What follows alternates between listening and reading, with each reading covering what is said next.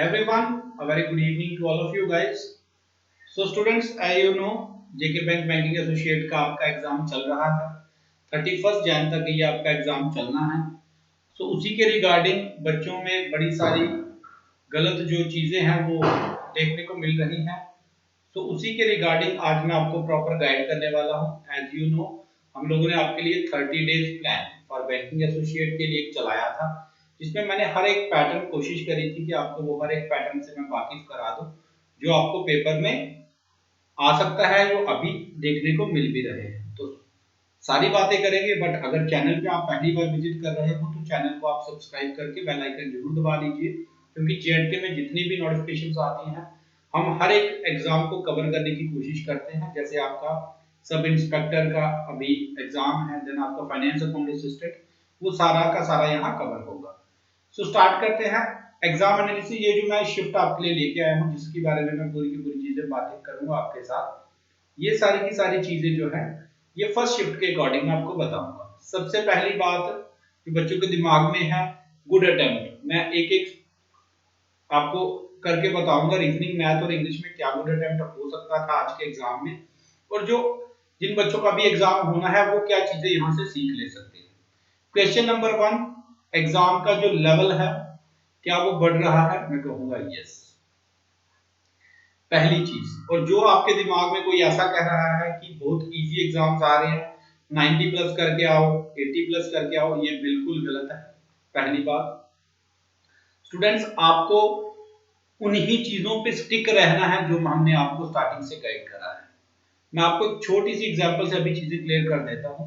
मैं आपको बात उन दो कैंडिडेट्स की बताने जा रहा हूं जिन्होंने आपका जेके बैंक पीओ मेंस में अच्छा खासा पेपर जो करके आए हैं, उन दो कैंडिडेट, दोनों मेरे फ्रेंड हैं, मैंने दोनों से एनालिसिस लिया है।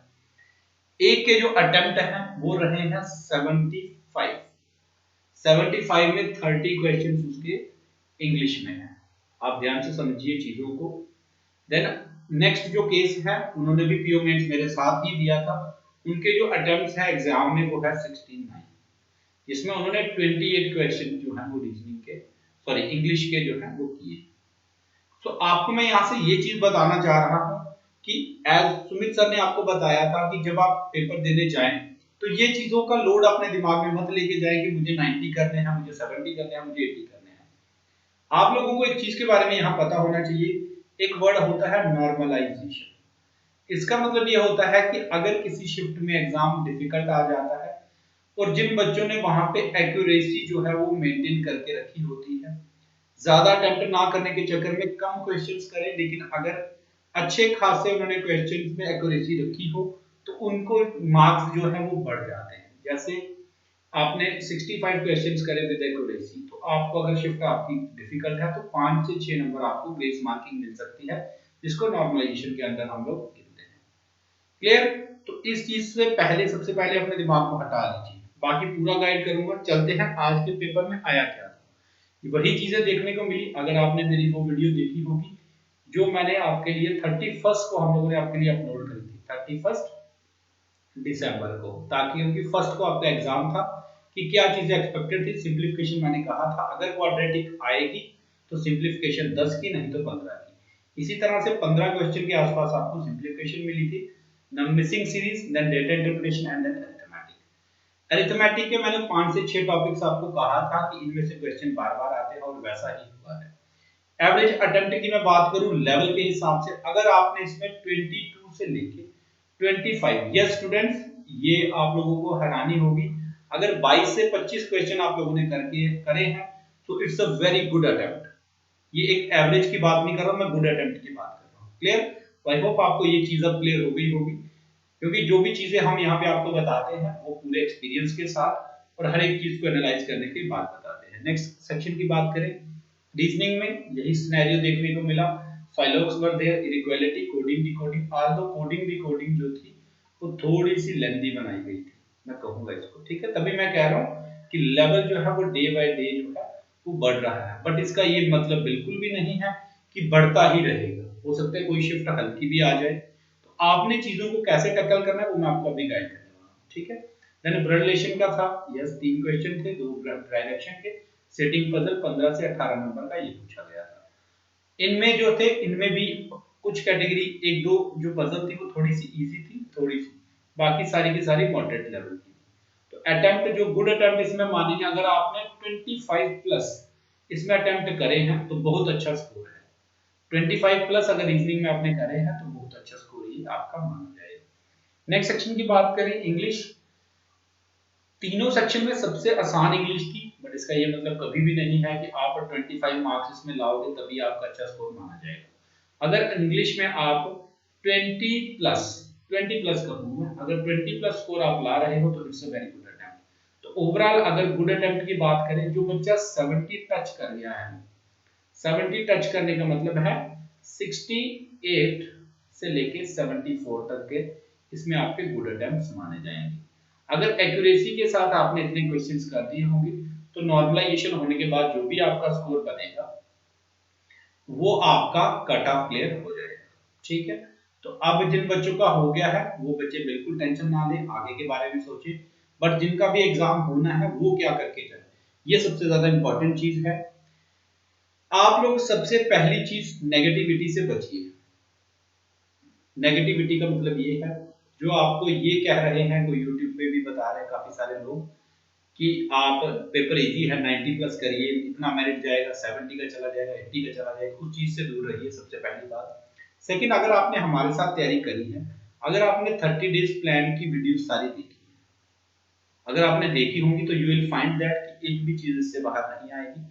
अगर आप में कॉन्फिडेंस की कमी हो रही है तो आप लोग कुछ मत करिए, 30 डेज प्लान में जो भी सिटिंग, पजल्स, डीआई आपको करवाई गई है उनको आप रिवाइज कर लीजिए। ठीक है, बाकी जो भी आपने मॉक टेस्ट दिए, मॉक टेस्ट अगर बचे हैं तो आप मॉक टेस्ट दे सकते हैं, नहीं तो उनको एनालाइज कर लीजिए। एनालाइज का मतलब होता है जो क्वेश्चन आपने उस टाइम छोड़ दिए थे उनको सॉल्व कर सकते हो आप लोग। ठीक है, देन फोर्थ पॉइंट आपने ये दिमाग में रखना है, एग्जाम के दिन कोई भी टारगेट लेके आप एग्जाम में मत जाइए। बस आपको क्या करना है, 3 बार आपके 20-20 मिनट के स्लॉट आपको दिए जाएंगे सब्जेक्ट वाइज, उन 20 मिनट को आपने सही से यूटिलाइज करना है। इजी क्वेश्चन को पहले करना है, इजी क्वेश्चन को। फिर वही बात, फ्रेंड की बात बता रहा हूं, अटेम्प्ट कम क्यों हुई। एक उन्होंने पजल पकड़ ली, पजल पकड़ी, 2 मिनट लगाए नहीं निकली, ईगो पे बात ले ली, 3 मिनट लगाए, 3 मिनट हो गए नहीं निकली, 4 हो गए नहीं निकली, 5 हो गए नहीं निकली, 6 हो गए नहीं निकली, देन लास्ट में जाके उसको छोड़ा। तो ये जो 6 मिनट उन्होंने खराब करे ना अपने, एक्चुअल में ये उनके 10 मिनट खराब हो गए। क्यों? क्योंकि जो इसके बाद क्वेश्चन आप पकड़ते हो, जब आप फंस जाते हो और इतना ज्यादा टाइम आप वेस्ट कर देते हो, तो आपके लिए फिर चीजें आसान नहीं रहती, दिमाग उस तरह से रिस्पॉन्ड नहीं करता। बट अगर यही क्वेश्चन आपने 2 मिनट में आपको पता चल जाता है कि ये निकलने वाला है या नहीं निकलेगा, तो छोड़ के अगर आगे निकल जाओ तो बहुत ज्यादा बेटर है।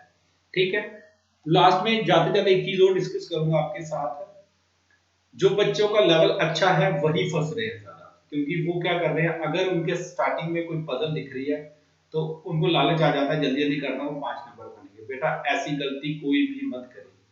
ठीक है, मैंने बड़े सारे प्रीलिम्स एग्जाम निकाले हैं, मेंस निकाले हैं, बट ऐसी गलती अगर मैं भी करता हूँ, हो सकता है मेरा दिन अच्छा ना हो तो मैं भी इसमें फंस जाऊं। आप लोगों ने गलती नहीं करनी है, स्टार्टिंग में इजी चीजें टारगेट करें, ओवरव्यू ले लिए एक पूरे सेक्शन का, आसान आसान चीजें टारगेट करें। ठीक है, तो यही रखना है, स्मार्ट स्ट्रेटेजी के साथ प्रिपेयर करते रहिए। Thank you so much. किसी तरह की कोई क्वेरी है, कोई मन में डाउट है तो बिंदास आप कमेंट बॉक्स में पूछ सकते हैं, मैं वहां पे कोशिश करूंगा रिप्लाई करने की। सो स्मार्ट स्ट्रेटेजी बना के रखिए, नेगेटिविटी से दूर रहिए, सबसे इंपॉर्टेंट चीज। Thank you so much. Then अब मिलेंगे हम लोग 5 जैन को, मेरा खुद का भी एग्जाम है तो मैं उसमें आपके लिए एग्जाम एनालिसिस लेके आऊंगा। कट ऑफ के लिए टेंशन मत लीजिए, जो भी आपने अच्छा अटेम्प्ट करा होगा उसी के आसपास कट ऑफ रहेगी। Thank you so much guys, God bless you all, bye bye, take care.